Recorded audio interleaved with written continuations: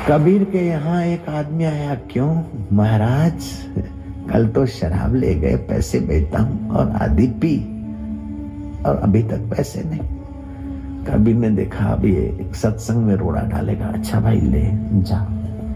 दूसरा आया, क्यों महाराज, आधी बोतल शराब की थी और एक शेर मीट लिया हमसे और तुमने कुछ भेजा नहीं, इसलिए हमको आना पड़ा। मीट कैसा रहा? कल हमने मीट भेजा था, लिया था आपने, कैसा रहा? शराब तो आपको अच्छी लगी होगी। वो बाकी के जो सुने थे ना बंदे, वो आधे जल के भाग गए। बोले आज तक तो सुन रहे कि कबीर जी शराब पीते या मीट खाते या वैसा के पास जाते, आज तक तो समझते थे अफवाह, लेकिन ये तो सचमुच में हाथ कंगन को आरसी क्या। जिनको विमल विवेक नहीं था वे सारे भाग गए, फिर भी आधे लोग बैठे रहे। इतने में तो एक आई चेल चले आके गद्दी पे बैठ के, क्यों बलमा, रात भर मेरे बिस्तर पे था तू और अभी संत बन के उपदेश दे रहा है। वाह मेरे बलमा, तुमने तो कहा था कि तेरा हाथ नहीं छोड़ूंगा और तू भूल गया। वो बाकी के जो बंदे और बंदियां बैठी थे उन्होंने देखा याद हो गए, हमारे सामने वो आलिंगन कर रही, ये बंदा कुछ बोलता नहीं, जरूर दाल में काला है। और जिनकी खोपड़ी में काला था, दिल में काला था, उन्होंने दाल में काला समझ के वे भी चलते बने। कबीर कहते तो वे देवी क्या मर्जी है? बोले तुमने बोला था तेरा हाथ पकड़ा है मैं नहीं छोड़ूंगा, तो तुम भूल गए? बोले नहीं मैं नहीं भूला हूं, ये तेरा हाथ पकड़ा मैंने। काशी नरेश को उभारा, मूर्धन्य पंडितों ने। काशी नरेश ने कहा जाओ।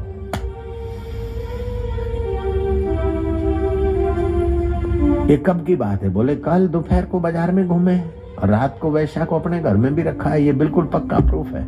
और बात सच्ची थी, वैश्या को ले गए घर। कैसे रहे होंगे महापुरुष, जरा सोचो तो बंदे। दिल पिघल जाता है और शरीर में रोमांच खड़े हो जाते हैं, आंखों से आंसू आ जाते हैं। रात भर वैश्या उनके घर रही, सुबह तो आ गई पुलिस। काशी नरेश का फरमान है कबीर को ले आओ। अभी तो बाइज्जत लाने का फरमान है, अगर आपने हानाकानी की तो बलपूर्वक अपराधी की नाई आपको ले जाने की भी आज्ञा मिल चुकी है। कबीर ने कहा हाँ, हम तो वैसे भी आने को तैयार है, चलो चलो। काशी नरेश ने बुलाया, अपनी जोड़ी बन गई है, अपने चलते हैं दोनों। वैसा का हाथ पकड़ के कबीर पहुंचे, वही बोतल उठाई। काशी नरेश सोचते कि मैंने सुना था कि तुम बोतल लेकर वैश्या का हाथ सम पकड़ के घूम रहे थे बाजार में, लेकिन मुझे विश्वास नहीं आया कि मैं तुमको जानता हूं, तुम महान पुरुष हो।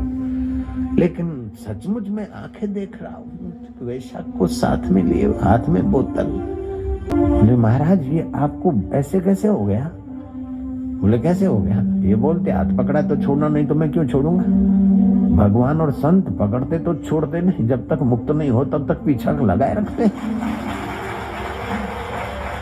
किसी ब्रह्मज्ञानी की दीक्षा ली और तुमने साधना थोड़ी की और फिर छोड़ दी, तो देखो फिर अंदर से ब्रह्मज्ञानी कैसे आपको चाबुक लगाता, कैसे सपने में कैसे मुंह दिखाता, और आप साधन भजन करो तो फिर सपने में कैसा दर्शन देता है। देखो जरा मजा चख के देखो।